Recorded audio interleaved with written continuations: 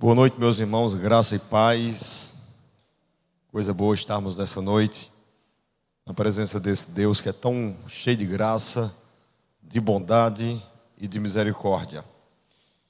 Eu quero convidar vocês a nós abrirmos nossas Bíblias, para nós mais uma noite estudarmos um pouco da palavra do nosso Deus, essa palavra irradiante, que o escritor aos Hebreus vai dizer que é mais penetrante do que uma espada de dois gumes.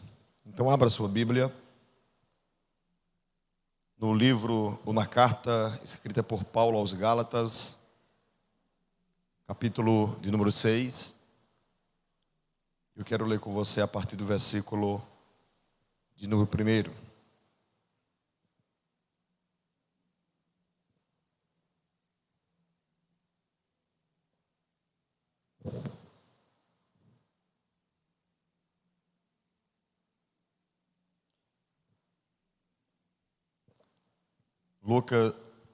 Gálatas, capítulo número 6.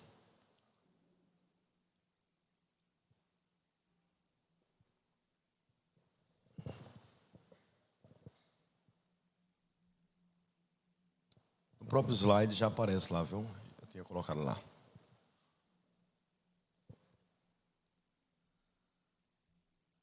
Vamos ler? Voltando lá no início.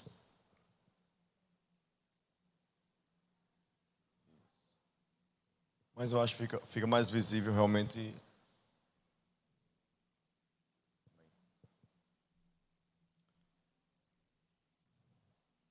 Vamos ler? Gálatas 6:1. Irmãos, se alguém for surpreendido em algum pecado, vocês que são espirituais deverão restaurá-lo com mansidão. Cuide-se, porém, cada um para que também não seja tentado.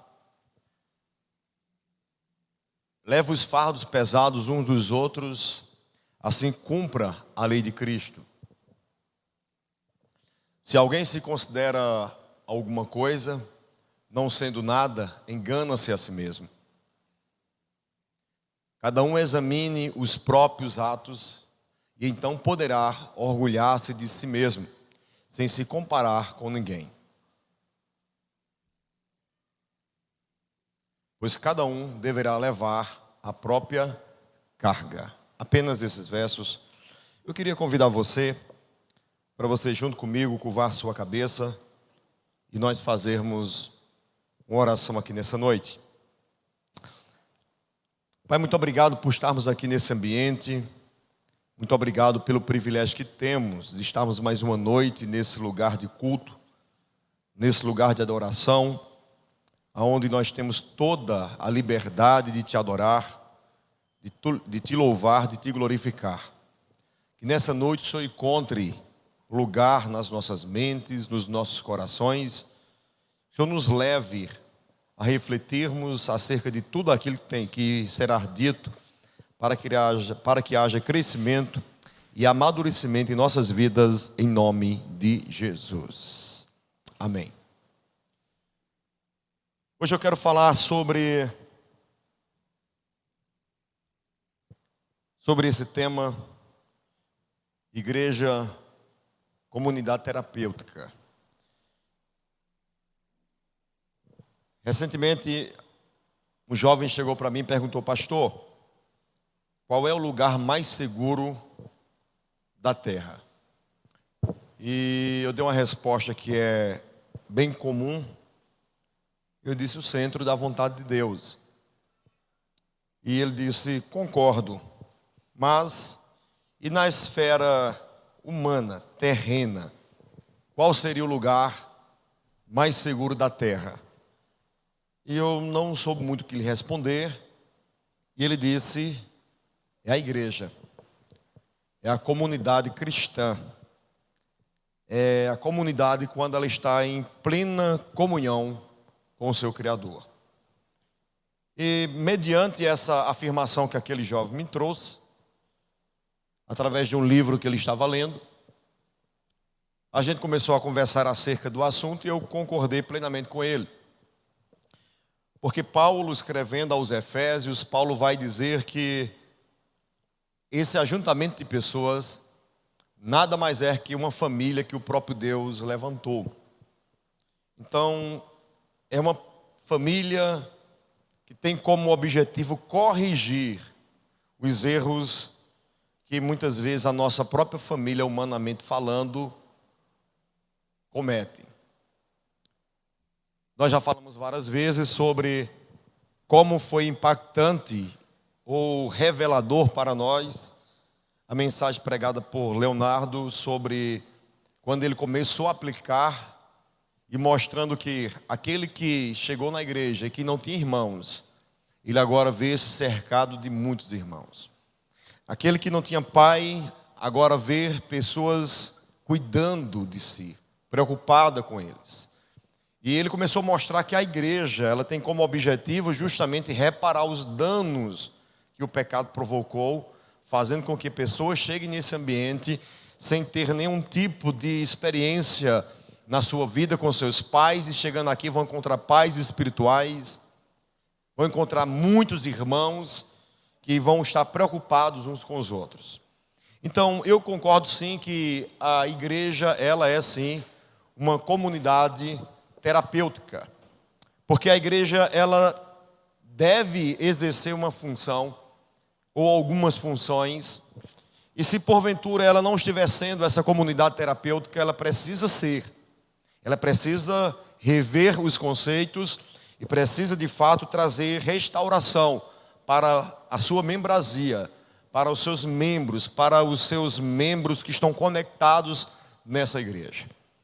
Pastor, toda a igreja tornou-se de fato uma comunidade terapêutica? Não, mas a igreja de Cristo deve sim exercer essa função. E esse de fato é o nosso objetivo aqui nessa noite. É de mostrarmos quais são as funções, quais são os deveres da igreja apresentada aqui nesse texto pelo apóstolo Paulo. Função da igreja, Paulo vai mostrar, restaurar o membro ferido. No capítulo de número 1 que nós lemos, Paulo vai dizer: irmãos, se alguém for surpreendido em alguma falta, vocês que são espirituais, restaurem essa pessoa com o espírito de brandura. O que é que Paulo está dizendo aqui? Qual é a diferença desse texto para o texto de Coríntios, capítulo 5? E depois eu queria que você marcasse já. Há uma grande diferença. Paulo está dizendo o seguinte, irmão, se alguém for surpreendido em alguma falta, em algum erro, vocês que são espirituais, restaurem essa pessoa. Já quando nós lemos o texto de Coríntios, eu queria que colocasse para nós fazermos uma correlação. 1 Coríntios capítulo 5, Paulo está tratando acerca de alguém que também cometeu um erro. E veja qual é o procedimento de Paulo. Capítulo 5, ele vai dizer: portanto, por toda parte se ouve que há imoralidade entre vocês. Imoralidade que não se ocorre nem entre os pagãos, a ponto de um de vocês possuir a mulher do seu próprio pai. E vocês estão orgulhosos. Não devia, porém, estar cheios de tristeza e expulsar da comunhão aquele que fez isso. Então veja bem, no texto que nós lemos anterior, Paulo está dizendo: se alguém foi pego em alguma falta, vocês que são espirituais, devem restaurar essa pessoa. Mas agora Paulo está aqui dizendo, está dizendo que essa pessoa que cometeu o erro, ela não deveria ser tratada com humanidade, mas ela deveria ser expulsa do meio dessa comunidade. Mas por quê, pastor? Pode voltar para lá. Porque Paulo, escrevendo aos Coríntios, Paulo manda expulsar o rapaz que foi pego em uma falta. E por que é que aqui, falando aos Gálatas, ele manda tratar com humanidade, ele manda recuperar, não perder essa pessoa? A grande realidade é que todas as vezes que alguém é repreendido no seu erro, mas essa pessoa não aceita a repreensão, ou tal pessoa esteja na prática deste erro e sendo repreendida, não deixe o seu erro, a orientação de Paulo é que tal pessoa seja expulsa do seio da comunidade. Aqueles que não se arrependem, aqueles que não reconhecem, aqueles que têm grande dificuldade de reconhecer suas falhas e que não são humildes o suficiente para reconhecer quando falha, a ordem bíblica é para que de fato tal pessoa seja totalmente excomungada do seio da igreja. Por isso é que Paulo vai falar com respeito a um membro da igreja de Corinto e dizendo que ele deveria ser expulso do meio da igreja. Por quê? O fato era notório, o fato era público, o pecado era público. O rapaz estava mantendo relações sexuais com a mulher do seu próprio pai. Isso tornou-se comum dentro da igreja. A igreja tomou conhecimento do caso, mas a igreja não tomou uma providência contra aquele caso.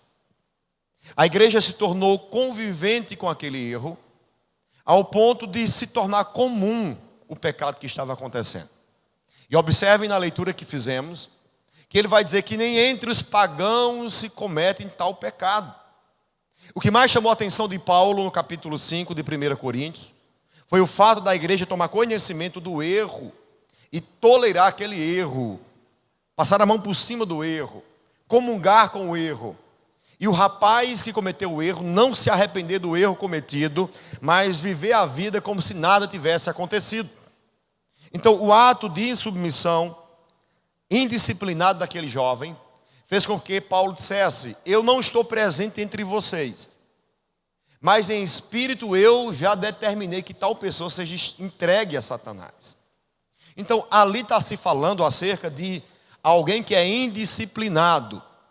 Inclusive, em um podcast que nós fizemos, alguém me perguntou: pastor, quando é que o senhor disciplina um membro? E eu disse: olha, eu só disciplino um membro quando ele é indisciplinado. O que é ser um membro indisciplinado? É aquele membro que, quando corrigido, ele não reconhece seu erro. Disciplina não ficou para quem reconhece o seu erro. A ordem bíblica em Provérbios 18:11 é que aquele que peca, mas deixa, alcança misericórdia. Aquele que peca, mas deixa, alcança misericórdia. Então, quando alguém peca, qual é o procedimento que um pastor deve agir, que uma igreja deve agir? O membro pecou, mas confessou e deixou, não é disciplina que se aplica, é misericórdia, isso é Bíblia, é bíblico isso. Agora, o membro pecou, é repreendido e não acha que está errado, não reconhece o seu pecado. O que é que deve ser aplicado a esse membro indisciplinado? Disciplina. Quando eu era líder dos músicos na igreja Vale da Bênção, na época de São João, um irmão filmou. E por que esse irmão filmou? Porque ele era o câmera do evento. Ele estava trabalhando como câmera e ele filmou 2 jovens que tocavam nas bandas do Vale, participando, bebendo, dançando. E ele me procurou e mandou para mim o vídeo. E eu marquei um gabinete com esses 2 meninos. E eu disse: olha, vocês foram vistos no São João que houve aí, eu acho que era o São João da BB.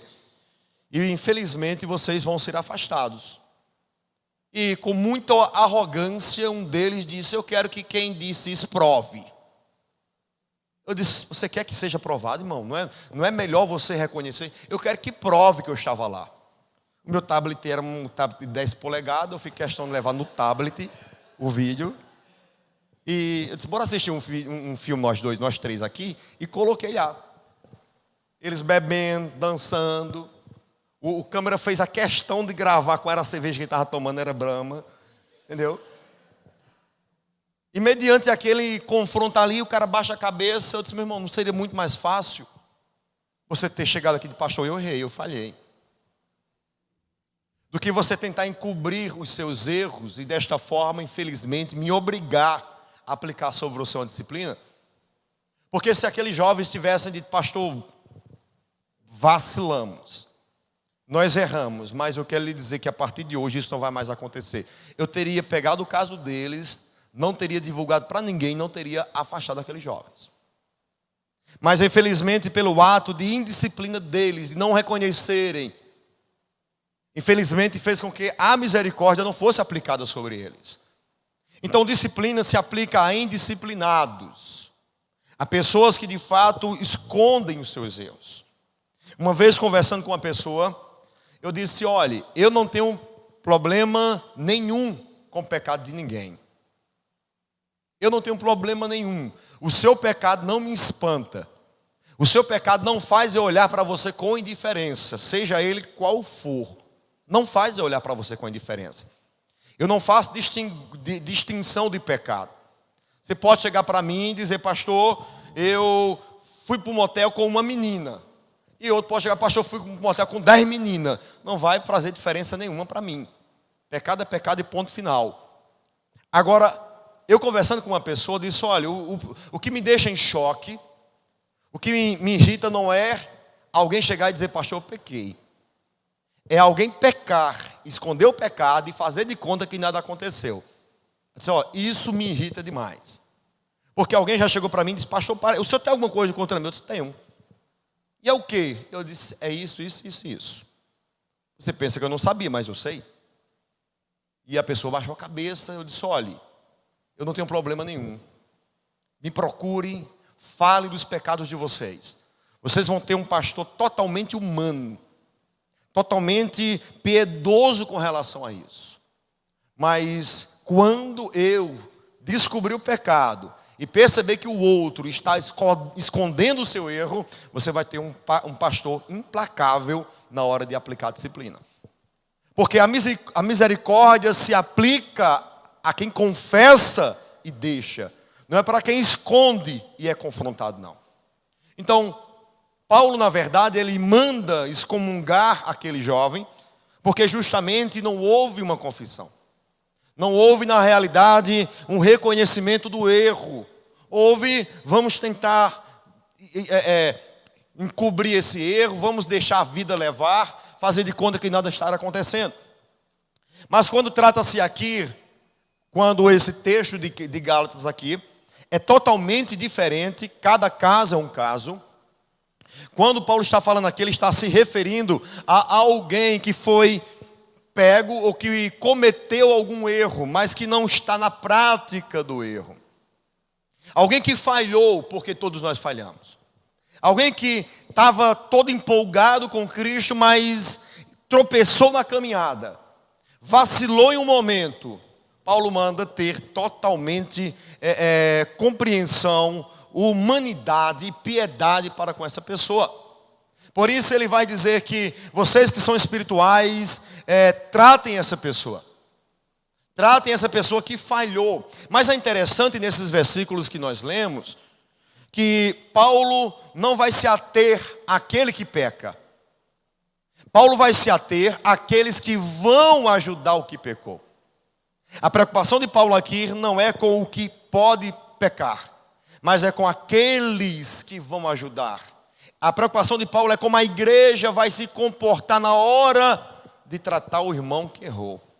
Por isso é que o tema é igreja, uma comunidade terapêutica. Porque a preocupação de Paulo é que a igreja exerça justamente esta função. A preocupação de Paulo é que essa igreja ela não venha pecar nesse requisito. Que na hora que alguém precisar, a igreja como um corpo, como um hospital, como uma clínica, esteja pronta a receber e tratar a pessoa que de fato falhou. Porque, como já disse pastor Lipão, o cristianismo é uma religião de pecadores. E engana-se o pastor que pensa que a igreja dele é melhor do que a minha. Uma vez eu falando com o meu irmão, eu disse, olha, o defeito, a diferença da minha igreja para a igreja A é porque os meus membros têm liberdade de falar dos seus pecados comigo. E na igreja A, os seus membros lá não procuram o pastor para falar dos seus pecados. E até uma vez, tratando com um casal que cometeu relação sexual antes do casamento e vieram de outra igreja. E eu perguntei a eles qual seria a possibilidade deles conversarem com o pastor deles. A menina disse: pastor, só se eu tivesse engravidado, que caso contrário, jamais contaria. Porque não existia liberdade, caso fosse conversar, seria exposta diante daquelas pessoas que estavam ali presentes. Então, Paulo aqui está dizendo: irmãos, se alguém for surpreendido, pego, infelizmente errou em alguma falta, vocês que são espirituais, e é interessante que a função de corrigir não é dada a todos, é dada aos quem? Os espirituais. Então, em outras palavras, e essa é uma carta que Paulo tratou muito da carne e do espírito, e Paulo está dizendo: olha, eu tratei já muito. Eu venho, capítulo 1, capítulo 2, capítulo 3, capítulo 4, capítulo 5, mostrando a diferença entre carne e espírito. Eu vou agora tratar com os espirituais. Corrija apenas aqueles que são espirituais. Vocês é quem devem, de fato, exercer esta função. E restaurem a pessoa. É interessante que a palavra restaurar, em algumas versões que você tem aí, tá não só restaurar, mas também corrigir. Paulo usa essa palavra, e essa palavra na época do apóstolo Paulo era uma palavra utilizada no meio da medicina. Era uma palavra que os médicos utilizavam-se muito quando alguém fraturava um osso do seu corpo. Quando um dos ossos eram quebrados, como é que chama ortopédico? Quem faz? Os ortopedistas da época, eles usavam essa palavra: vamos corrigir, vamos restaurar esse osso. Está falhando aí? 1, 2, ok? Baixa um pouquinho o retorno, está muito alto aqui. Ok, 1, 2, ei. Então, essa palavra, ela era, ok. Essa palavra, Paulo traz ela dentro de um contexto no primeiro século, que era muito utilizado dentro do contexto da medicina, onde os médicos usavam a palavra restaurar, corrigir, relacionado sempre a um osso que era fraturado, quebrado no corpo humano. Então, quando Paulo traz essa palavra, ele está trazendo a ideia seguinte: nós precisamos, a pessoa que cometeu um erro, ela precisa ser restaurada, corrigida. Ela precisa ser novamente endireitada, ela precisa voltar ao estado original, o qual ela já foi. Então, a correção, ela tem essa finalidade, é trazer aquele que errou ao estado original de comunhão com o Pai. Não é de expulsar, não é de humilhar, não é de excomungar. Para aqueles que cometem um erro e deixam, para esses, o objetivo, a ordem bíblica de fato é restaurar, é corrigir, é trazer a pessoa para o seio da igreja. Não expulsar. Infelizmente, quando trata-se desse requisito, as igrejas pecam muito hoje. Poucas são as igrejas que de fato tratam a questão do membro quando erra da forma bíblica. Eu não sei de onde a realidade é que eu não sei de onde os pastores tiraram a ideia de que alguém que erra e deixa deve ser disciplinado. A ordem bíblica é alguém que erra e deixa deve ser tratado com misericórdia. E o que é misericórdia, pastor? É olhar com o coração para a miséria do outro. É você olhar para a dor do outro com o coração. Misericórdia é a palavra de córdia para com a miséria do outro. Então é você entender, olhar para o outro com um olhar totalmente, olhar de amor. Com o objetivo de restaurar, de fazer com que essa pessoa, ela passe pelo processo e de fato continue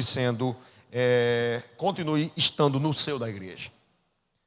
Existem igrejas, não se espante com isso, que quando ele está no processo da disciplina, ele nem pode participar do culto de ensino, nem pode participar da ceia. Mas como assim, pastor?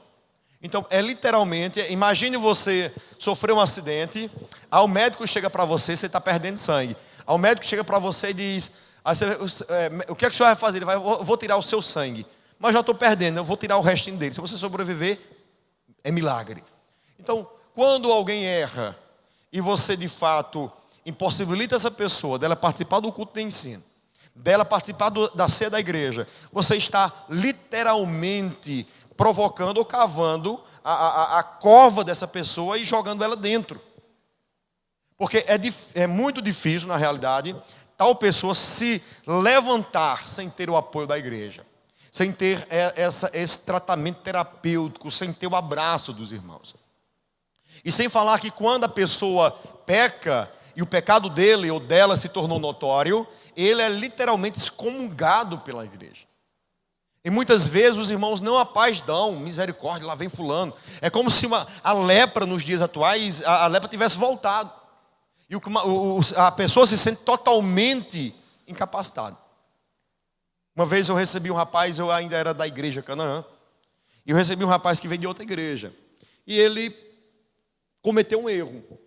Ele transou com a namorada dele, e os dois entraram em acordo, tanto o menino como a menina, e eles estavam namorando, transaram, os pais queriam que eles casassem, mas eram dois adultos já, e eles conversaram e disseram, vamos casar. E a moça disse, rapaz, se a gente casar, a gente vai separar daqui a 2 meses. A gente não se ama ao ponto de nos casarmos. Isso é um papo bem real entre 2 jovens de 20 anos. E chegaram à conclusão que, então, infelizmente, eu acho que a gente vai consertar um erro com o outro, se a gente casar agora. Porque daqui a uns meses vai vir um divórcio e vai ser muito mais agravante. E ambos, em uma conversa adulta, resolveram não se casarem. Resultado, meu amigo, esse menino foi totalmente massacrado pela igreja. Aí ele disse, pastor, me tiraram de todas as atividades. Minha disciplina foi, como é que chama quando não tem fim? Infinita, perpétua. Não chega para mim e disser, vai ser tantos meses, não. A partir de hoje você está excomungado aqui. É diferente, porque o rapaz assumiu o erro, mas conversou com a moça e ambos tomaram a decisão de não se casarem. Não foi ele que teve relação com a moça e simplesmente abandonou-la, mas ambos tiveram em comum acordo ali. E aquele rapaz me falando de todo o processo que ele estava fazendo, e ele viajou para fora e depois voltou. E quando voltou, depois de anos, foi para aquela mesma igreja. E ele disse que chegou a se afastar porque a rejeição do corpo foi muito forte para com ele. Como se o pecado que ele tivesse cometido fosse um pecado imperdoável diante de Deus. Então, às vezes, infelizmente, a igreja ela não exerce o seu poder de terapia, de restaurar, de sarar aquele que errou. Às vezes, literalmente, a igreja ela expulsa, ela excomunga aquele que de fato errou. Há igrejas no Brasil, inclusive em Santa Cruz, que se porventura você pecar lá, não tem disciplina, lá é excomungado. Então o que é que acontece com essas igrejas? Eles não confessam seus pecados. Eles não conversam entre si sobre os seus erros. Simplesmente eles abafam o máximo que puder. E no dia que foi descoberto, não tem o que fazer mais, vão me expulsar. Mas enquanto eu puder ocultar o meu pecado, eu vou ocultar. Porque falta esse tratamento terapêutico, onde aquele que errou tenha toda a sensibilidade de entender, cara, eu errei, mas eu estou no meio da minha família, eu estou no meio dos meus irmãos, eu sei que eles vão me abraçar aqui. Eu sei que nós não somos a igreja perfeita, somos uma igreja de imperfeitos. Mas esse é um dos pontos os quais nós temos trabalhado entre nós.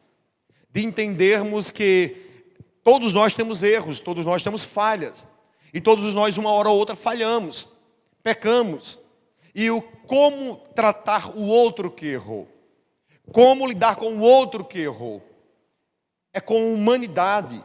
É dizendo, irmão, você pecou, você falhou, não deveria ter pecado, não deveria ter falhado. Mas o que é que nós devemos fazer? Abraçar aquela pessoa. Eu, quando coloco alguém no processo de disciplina, eu, pastor Paulinho, primeiro, eu não comunico a ninguém. E segundo, eu intensifico os meus gabinetes com essa pessoa. Por quê? Porque eu sei que o processo que ela está afastada é um processo doloroso. É um processo que ela vai estar ausente das atividades que ela gostava de fazer. Então o que é que eu faço? Eu coloco a pessoa no processo que eu não uso nem a palavra disciplina, mas o processo de tratamento e começo a acompanhá-la de perto. Toda semana eu quero conversar com você. E toda semana eu procuro a pessoa, quando isso acontece, diz, como é que foi sua semana? Como é que está o processo? Está se reciclando? Está revendo os seus conceitos? Pastor, eu tenho. Porque eu entendo que no momento que a pessoa ela é chamada a atenção, no momento que ela é colocada em stand-by, essa pessoa precisa de toda a atenção do pastor. E ela precisa entender que apesar dela ter falhado, ela não se tornou um ser leprosa, ela é um ser que tem muita utilidade. Então isso ajuda a que essa pessoa seja sarada, seja tratada e venha evoluir. Esse é o processo que eu implantei aqui no Galpão e que todo pastor deveria exercer essa função. Vai afastar alguém? Beleza. É necessário? Sim. Mas intensifica o cuidado com essa pessoa? Intensifica a atenção para com ela? Manda constantemente? Porque lá fora, o que mais acontece é que quando você é necessário ser afastado, você é isolado de tudo, você é colocado como leproso que não pode estar no meio da comunidade, não pode participar de nada, e não é assim que a Bíblia nos ensina. A Bíblia nos ensina de fato a vivermos de uma forma muito mais humana, muito mais devota uns para com os outros. Então esse é o procedimento. A função da igreja é restaurar o membro ferido, não abandoná-lo, não escanteá-lo, mas fazer com que de fato ele seja recuperado através do amor, através da atenção. Uma das coisas, a gente tem várias pessoas aqui que já vacilaram na fé várias vezes, mas é interessante que essas pessoas não têm vergonha de voltar aqui no Galpão, porque ao chegarem aqui não vão ser tratados com indiferenças. Vão ser tratados totalmente com um olhar de humanidade. Meu irmão, cadê você, cara? Estávamos com saudade de você. E alguns vão e demoram a voltar. Até estávamos esses dias falando sobre algumas pessoas que foram dar uma voltinha lá no mundo. Eu disse, cara, pode aguardar que eles vão voltar. Porque o que eles viveram conosco aqui, eles não vão encontrar lá fora, não. E isso deve ser marcante na vida dessas pessoas. A maneira como nós tratamos, a maneira como nós nos relacionamos um para com os outros. Segunda função da igreja.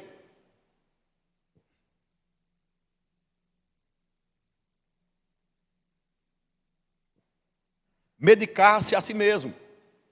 Ainda dentro do versículo, Paulo vai dizer, irmão, se alguém for surpreendido em alguma falta, vocês que são espirituais, restaurem essa pessoa com espírito de brandura. E que cada um tenha cuidado para que não seja também tentado. Então, a segunda função da igreja é medicar-se a si mesmo. Quando Paulo está dizendo aí, irmãos, cada um cuide para não ser tentado, a função aí de Paulo, a observação que o apóstolo Paulo faz, no sentido de cuidar para não ser tentado, não é com relação a pessoa que está aconselhando querer cometer o mesmo pecado que o outro. Não é isso. Porque nem todo mundo vai se identificar com o pecado do outro. Mas que pecado é esse então? Que cuidado é esse que Paulo lhe manda tomar? É o cuidado de eu não encher o meu coração de uma jactância, de uma vanglória, de uma rejeição para com o outro. Porque é comum, quando a gente toma conhecimento que o outro pecou, a gente se sentiu o quê? Melhor do que o outro. Eu não disse que fulano ia pecar. Eu não disse. Muitas das vezes, infelizmente, a igreja considera-se, ou alguns membros, acaba-se infelizmente deixando o seu coração se encher de uma jactância maligna, de uma vanglória maligna, de uma rejeição para com o outro, ou de uma vanglória totalmente carnal, aonde ele começa a se sentir melhor do que o outro, porque ele não cometeu o pecado que o outro cometeu. O contexto vai provar isso que eu estou falando. Então Paulo está dizendo que temos que ter cuidado para que não sejamos tentados, para que o nosso coração não venha se inflamar, e nós não venhamos de fato olhar para o outro como se ele é pior, eu de fato sou melhor. E isso acontece com muita facilidade. Se você ler aí, eu queria que colocasse Lucas capítulo 18, versículo 11. Lucas 18, verso 11. Esse texto é o texto que relata o fariseu e o publicano quando foram ao templo orar. E o publicano era um homem cheio de erros, não era um religioso atuante. O fariseu era um religioso atuante. E olha a expressão do religioso, do fariseu, quando chega no templo. Estão os dois orando. Ele vai orar a Deus e ele vai dizer o seguinte: o fariseu em pé orava no íntimo: Deus, eu te agradeço, porque não sou como os outros homens. Ou seja, ele considerava-se melhor do que os outros homens. Ele vai referir-se ao publicano e vai dizer: graças te dou porque eu não sou igual a esse publicano. O publicano de fato era alguém que vivia acompanhado de muitos erros. E o fariseu também, mas qual era a diferença entre eles? Era que o publicano reconhecia suas fraquezas.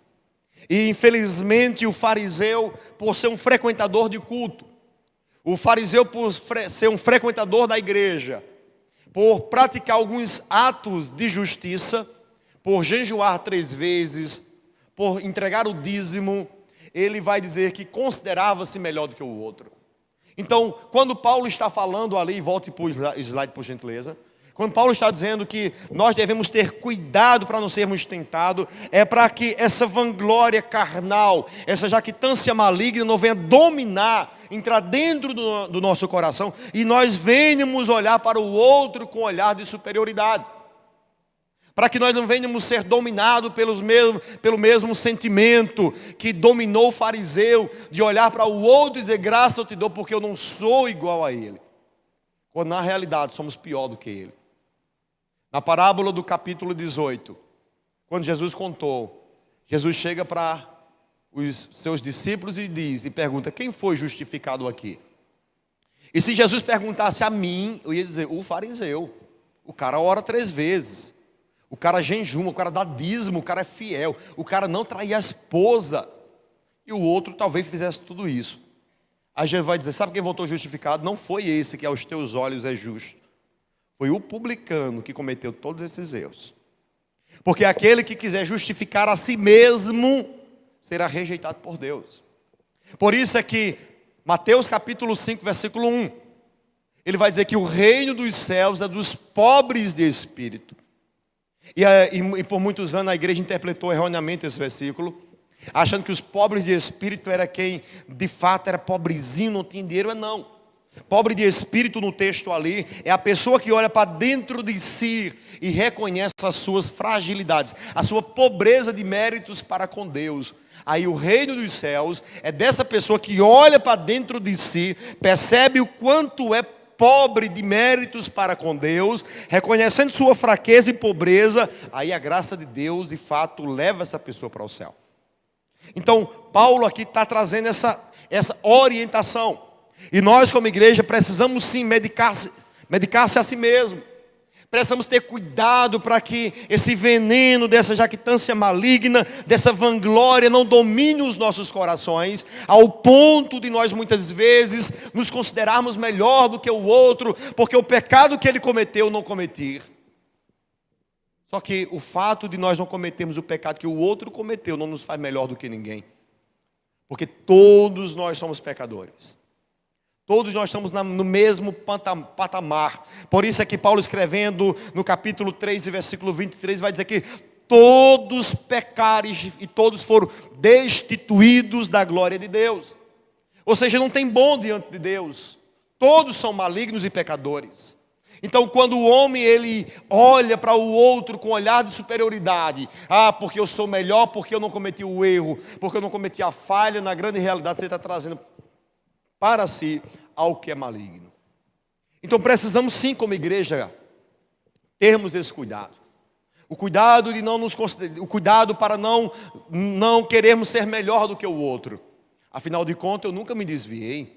Afinal de contas eu nasci dentro da igreja, como se a igreja fosse uma maternidade, né? Eu nasci dentro da igreja, mas nunca se converteu a Jesus de fato. Eu tenho percebido crentes velhos, mas que nunca se converteram a Jesus. É porque o pastor não pode falar, mas tem um monte de crente velho que infelizmente precisa aprender de Jesus.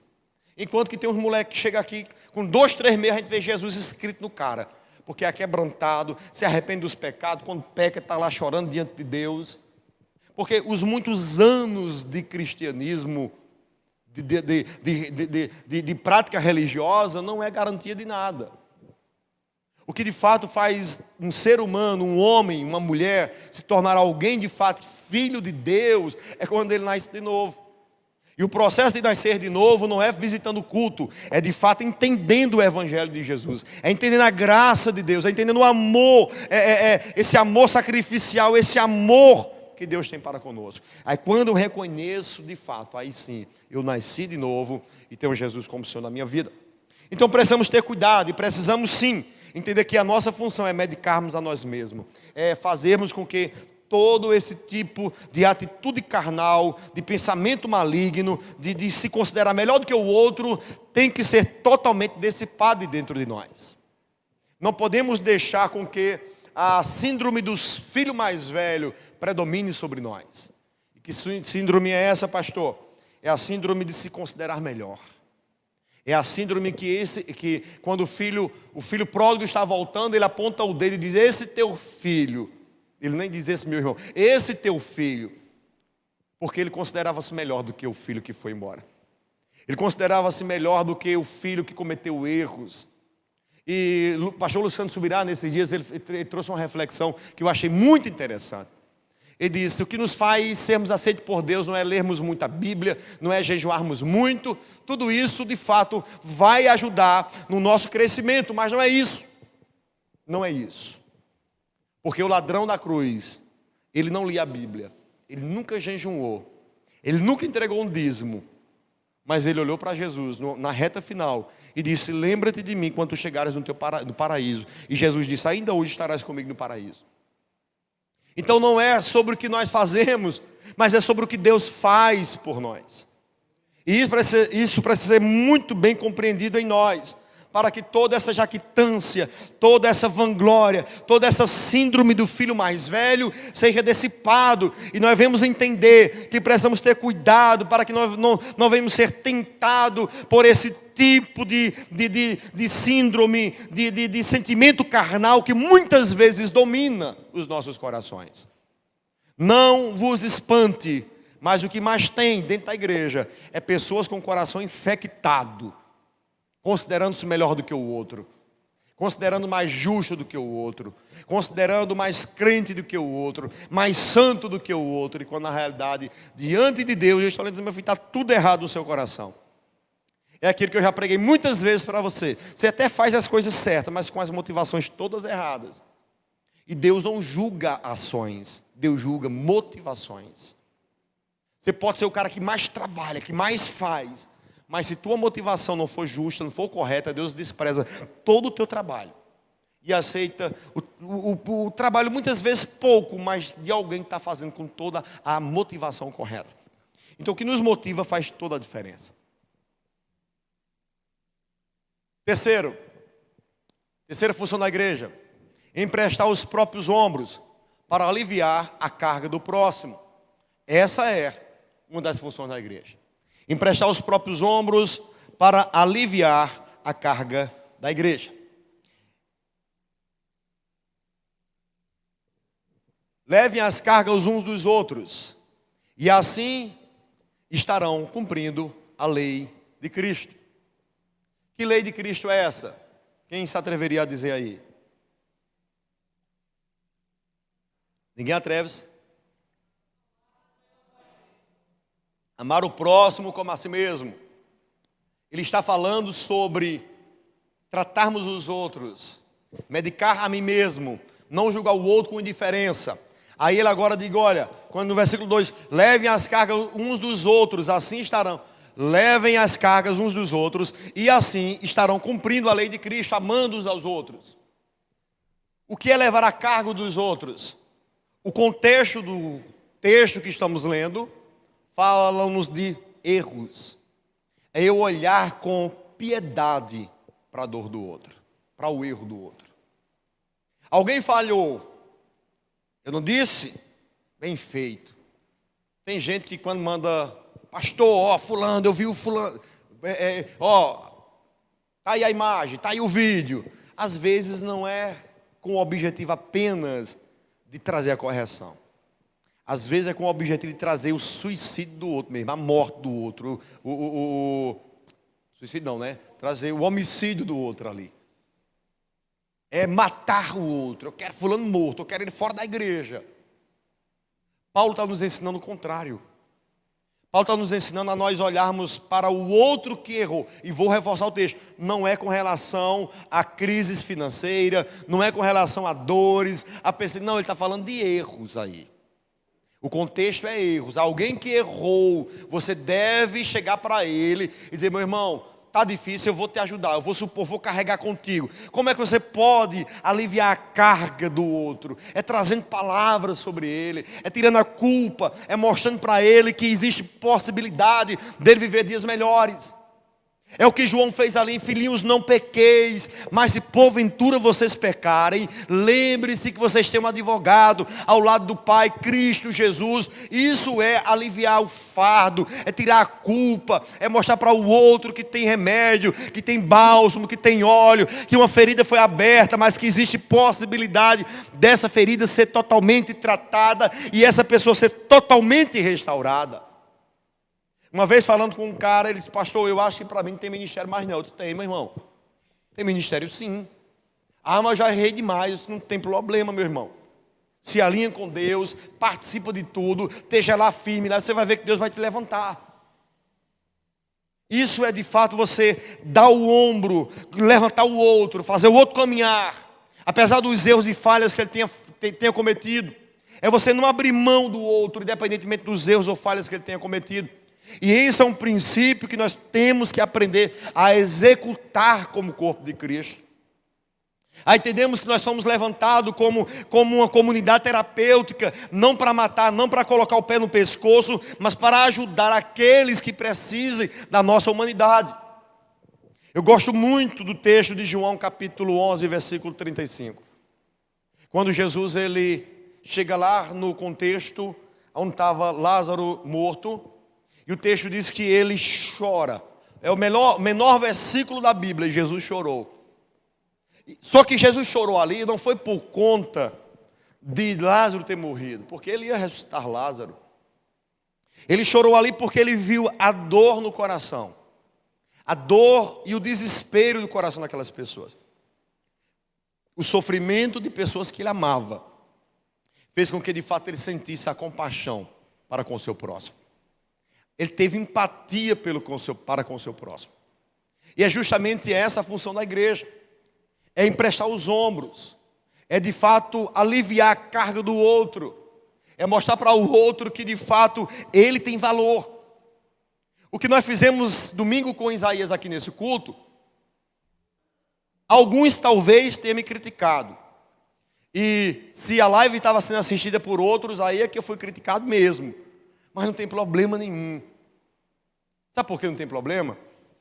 Porque ao fazer aquilo, eu estou mostrando para aquele jovem que nós, como igreja, nunca desistimos dele. Que ele é importante, que ele tem um valor para nós. Que apesar dele ter ido lá fora, ele não perdeu o lugar dele de filho aqui dentro. A mesma crítica que me fizeram, ou que alguém possa fazer, é a mesma que fizeram a Jesus. O pai, né, da parábola do filho pródigo, quando o filho pródigo está voltando, aí o pai vê o filho e diz: olha, aquele bezerro cervado que nós temos alimentado ele há muito tempo, traz ele agora, porque nós iremos matá-lo. Mas para quê? Para celebrar junto com o filho que voltou. Aí alguém diz: mas peraí, mas a gente vai pegar o melhor que a gente tem para desfrutar com alguém que foi injusto para conosco?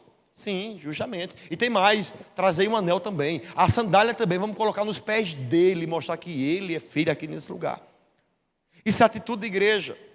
É de fato compartilhar. É de fato entender que precisamos mostrar para o outro que ele é valoroso. Que nós não iremos olhar com indiferença porque ele errou, porque todos nós, inclusive o próprio pastor, está sujeito a errar, a falhar. Esses dias agora eu vi um vídeo que é triste, de um pastor detonando a igreja, as pessoas que erram. E ele detona, meu amigo, as palavras dele é dura. chama a igreja, os irmãos que pecam, de tudo que você pensar. Agora, recentemente, esse pastor pregando em Recife, ele disse, ele é de Campina Grande, ele disse, chegou na nossa cidade agora uma Assembleia de Deus que aceita tudo e todos. Crente de brinco, crente de calça, e ele vai usar a seguinte expressão, mas não tem problema não. A Assembleia de Deus é uma igreja que conserva os seus princípios, é uma igreja bíblica. Em toda cidade tem um lixão, que vá para lá o lixo. Essa foi as palavras desse pastor. Pastor Sila Malafaia pegou o microfone e disse, irmãos de Campina Grande, eu queria dizer para vocês que a igreja Advec tem Jesus como seu fundador, e nós entendemos que Cristo é aquele que pega o lixo e recicla o lixo, e usa o lixo para a glória dele. Então você que é lixo, vem para cá que a gente vai tratar você, e você vai ser restaurado. Tão moralista o discurso daquele pastor.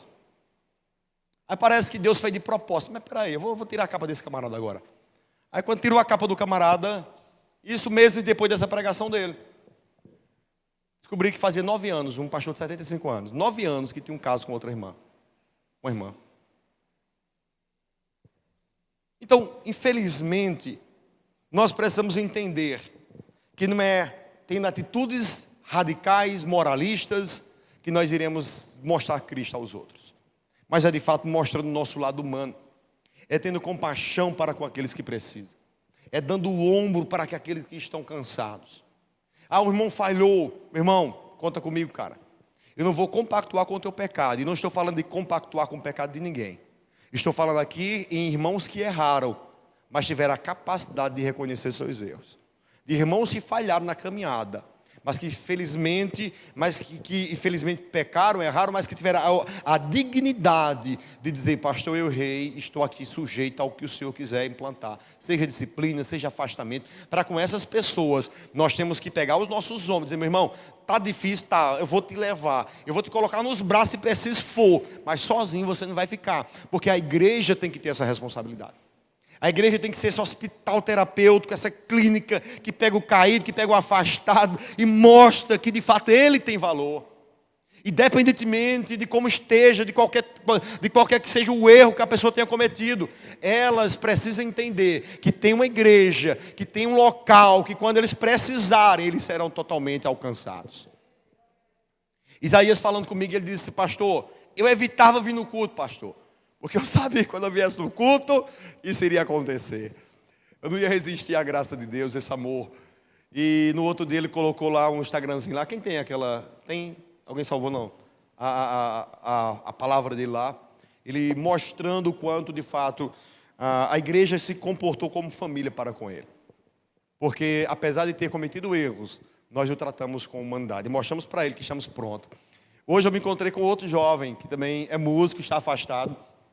Eu me encontrei com ele, ele ia para Campinas, eu estava voltando, e a gente conversando um pouquinho ali, eu falei, pastor, eu evito ir, porque eu sei que na hora que eu chegar lá, eu vou ser confrontado também, e eu não vou conseguir sair de lá sem Jesus, não. Então, meu irmão, a gente te ama, e a gente te quer lá, e comparece lá, e estamos orando para que ele venha para cá também. Mas é essa a função da igreja, meus irmãos, é de fato, já mudou, não foi? É emprestar os próprios ombros para aliviar a carga do próximo. Seja essa pessoa. Olhe com olhar de humanidade. Olhe com olhar de amor para com o outro. Não com olhar de desprezo. Esse fato que eu vou contar aqui é um fato que eu ouvi de um membro de uma igreja daqui da cidade. E essa pessoa falando comigo, ela disse, pastor, houve um pastor aqui na cidade que ele cometeu adultério. Só que ele cometeu um erro, de fato. Só que ele teve a dignidade, antes que ninguém descobrisse, ninguém descobriu, não houve detetive, porque nesse caso de João Pessoa, a igreja botou detetive para descobrir, não foi o pastor que procurou não. Descobriram depois dos sermões de moralidade dele, a igreja estava desconfiada há um bom tempo e mandou descobrir e pegaram o camarada no flagra. Mas nesse caso aqui de Santa Cruz, o pastor cometeu adultério. Só que mediante o erro cometido, ele procurou a esposa, contou para a esposa, e fez uma convocação com a igreja. E disse, irmãos, eu errei, eu falhei. Eu queria dizer para vocês que eu estou sujeito aqui ao que a igreja quiser aplicar. Irei me ausentar da igreja e estarei no banco sentadinho, passando o meu processo, que assim os demais pastores resolveram aplicar. Aquele pastor entregou, como pastor presidente, entregou o microfone e assumiu no lugar dele o co-pastor dele. E a irmã me contando disse: pastor, aquele co-pastor, que hoje é pastor, começou uma sequência de mensagens só sobre adultério. Aquele camarada ia para o culto, o que comentou adultério, sentava na primeira cadeira e o pastor apontando constantemente o dedo para ele. E desmoralizando toda vez ele dentro da igreja. Isso a irmã me contou. Haveria necessidade disso? Não. Ah, mas o pastor não vai falar sobre... Fala sobre adultério. Agora, qual é a necessidade? Diante de um fato onde o líder principal daquela igreja cometeu um ato, aquele pastor que é o pastor agora dele, está constantemente apontando o erro daquele camarada. Sabendo que ele está numa situação sensível, que ele está sendo humilhado em estar já sentado ali embaixo, e constantemente ele está sendo confrontado. Depois de 3 mensagens, aquele pastor nunca mais voltou naquela igreja. E hoje está numa vida que, infelizmente, só Deus para ter misericórdia. Então, o que faltou no meu entendimento? Faltou justamente aquela igreja, ou aquele líder, de fato entender que eles precisavam ser o hospital que iria restaurar aquele pastor. Queria levantar aquele pastor. Queria dar os ombros àquele pastor e não ficar apontando constantemente e desmoralizando cada vez mais o erro que aquele camarada cometeu. Então nós precisamos estar atentos a esses princípios, porque se nós como igreja falharmos nessas funções, nós estaremos sendo não a igreja de Cristo, mas uma instituição religiosa. E não vos espantem, não se espantem, o mundo está saturado de instituição religiosa. O mundo não quer nem saber de instituição religiosa.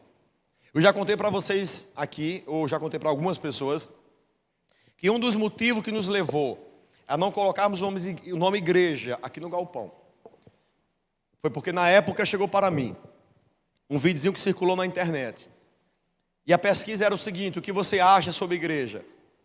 E as pessoas que foram entrevistadas, elas deram uma opinião terrível sobre igreja. Igreja é lugar de pastor ganhar dinheiro, é lugar de manipular a fé das pessoas, é um lugar de lavagem cerebral. As informações foram as piores que você imagina. Mas em seguida eles voltaram questionando e perguntando às mesmas pessoas: o que você acha acerca de Jesus? E aquelas pessoas que tiveram uma posição tão negativa com relação à igreja, começaram a ter uma posição totalmente positiva com relação à igreja. E começaram a mostrar: a igreja é lugar de... Não, Jesus é um cara legal, salvador do mundo. E qual foi a moral da pesquisa? As pessoas estavam saturadas de igrejas, mas não de Jesus. Infelizmente as pessoas estão saturadas da religiosidade, das instituições, mas elas não desistiram de Deus. Quando uma igreja ela encontra de fato, quando as pessoas lá fora, quando o ímpio ele se depara com uma igreja que vive de fato o verdadeiro cristianismo, que cumpre o que Paulo disse, cumpre a lei de Cristo, no sentido de amar o próximo como a si mesmo, essa igreja, ela de fato atrai os pecadores. Porque os pecadores não desistiram de viver uma vida com Deus. Quarta função: combater a jactância que tenta dominar os nossos corações.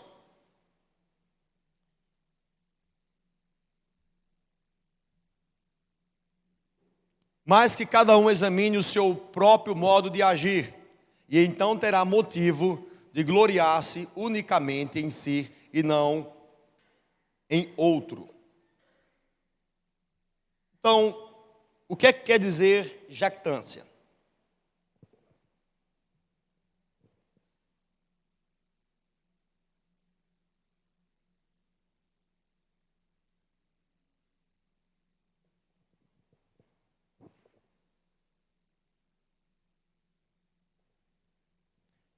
Jactância é o olhar de arrogância prepotente que muitas vezes nós olhamos para o outro. É quando você sente-se melhor do que o outro. É quando você de fato olha por cima do outro. Porque talvez a tua condição espiritual é melhor do que o do outro. É quando você olha para o seu irmão com o olhar de: eu sou melhor do que ele, porque eu não cometi os erros que ele cometeu. Paulo está dizendo aí, mas que cada um examine o seu próprio modo de agir, e então terá motivo de gloriar-se unicamente em si e não no outro. Qual é o conceito que Paulo quer destruir aqui? É mais ou menos aquele cara que diz: eu sou melhor do que ele, eu não cometi o pecado que ele cometeu.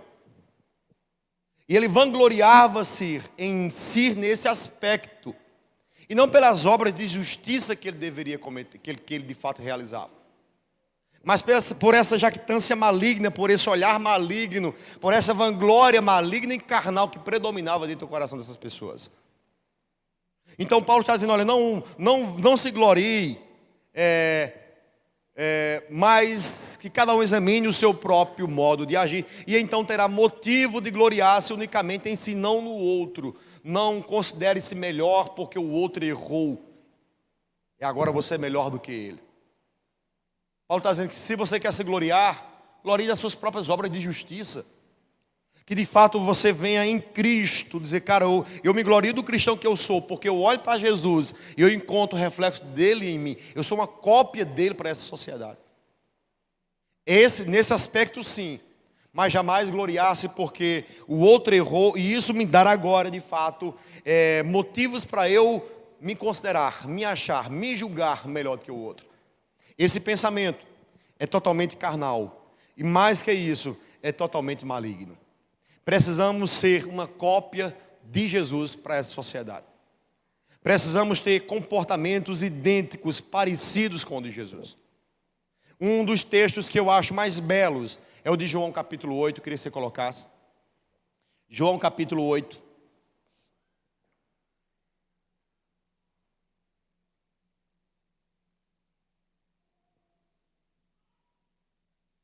A mulher que foi pega ali no ato de adultério.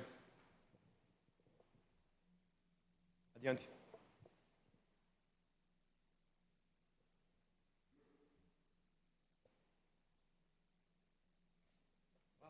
O texto da mulher do pecador aí. Aí mesmo, volta. Os mestres da lei, os fariseus, trouxeram-lhe uma mulher surpreendida em adultério. Fizeram-na ficar em pé diante de todos. E disseram a Jesus: mestre, esta mulher foi surpreendida em ato de adultério. Na lei Moisés nos ordena apedrejar tais mulheres. E o Senhor o que diz? Eles estavam usando essa pergunta com armadilha, a fim de terem uma base para acusá-lo. Mas Jesus, inclinando-se, começou a escrever no chão com o dedo. Visto que continuavam a interrogá-lo, ele se levantou e lhe disse: se algum de vocês estiver sem pecado, seja o primeiro a tirar pedra nela. Inclinou-se novamente e continuou escrevendo no chão.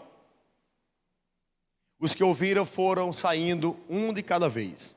Começando pelos mais velhos, Jesus ficou só com a mulher em pé diante dele. Então Jesus pôs-se em pé e perguntou-lhe: mulher, onde estão eles? Ninguém a condenou? Ninguém, Senhor, disse ela. Declarou Jesus: eu também não a condeno. Agora vá e abandone sua vida de pecado.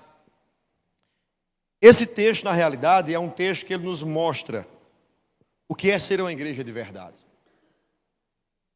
Eu diria que ele está totalmente correlacionado ao texto que nós lemos aqui em Gálatas. Porque Jesus mostrou literalmente qual é o procedimento da igreja diante de alguém que comete um erro.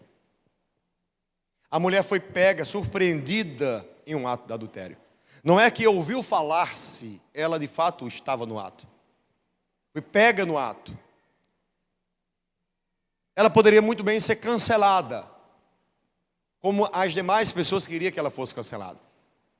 Mas Jesus, ele não a condenou. As pessoas que ali queriam condená-la, Jesus fez com que viesse, o Espírito Santo fez com que viesse sobre elas uma compreensão tão grande dos seus próprios pecados. Aquelas pessoas começaram a olhar para dentro de si e começaram a dizer: cara, eu não sou adúltero, mas eu sou mentiroso. Soltou a pedrinha. Pá. O outro disse, cara, eu não sou adúltero, mas eu estou querendo a destruição dessa mulher. Soltou a pedrinha. Cara, eu não sou adúltero, mas estou maquinando o mal contra alguém que não fez nada contra mim. Soltou a pedrinha. Um após um foi embora. E Jesus olhou para aquela mulher e disse, nem eu tampouco te condeno, vai e não peques mais.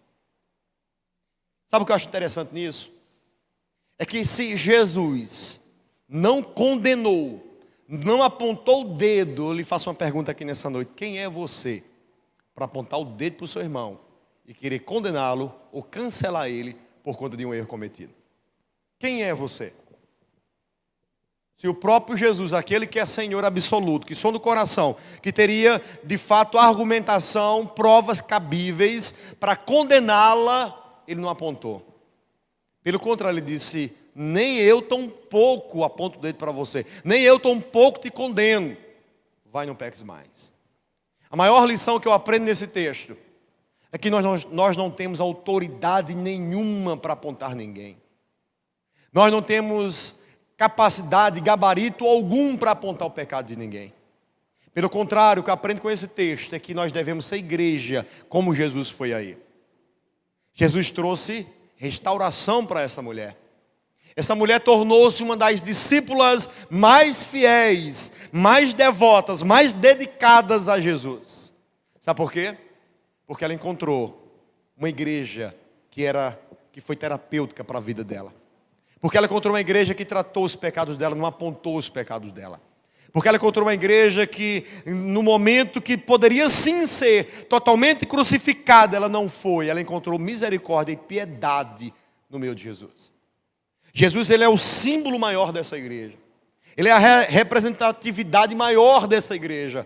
E é nele que nós temos que olhar. Eu tenho dito isso e quero que vocês aprendam. O que devemos fazer diante de algumas questões que aparentemente parecem complicadas. Cara, olha para Jesus e faça justamente o que ele fez. E você vai acertar em todos os seus julgamentos, em todas as suas decisões. Então eu quero aqui nessa noite recapitular com vocês. Volta lá os slides, por favor.